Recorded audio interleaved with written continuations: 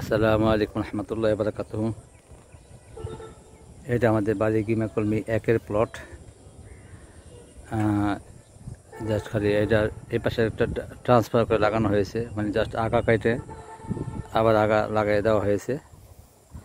GiMA কলমি একটা সুবিধা, আপনার আগা আগা লাগাই দিলে আবার হয়ে যায়, বারবার বীজ লাগে না, এবং এটাতে সিড প্রোডাকশন খুব ভালো হয় আর কি, যেটা পরবর্তী সময় ট্রান্সফার করে লাগানো হয়।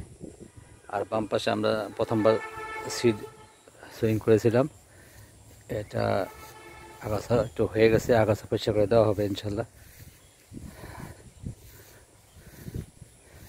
এই যে আমাদের beta seed production water spinach বাড়ি গিমা কলমি একের প্লট। এটা আমাদের এটা এপ্রিল মাসে লাগানো হয়েছিল।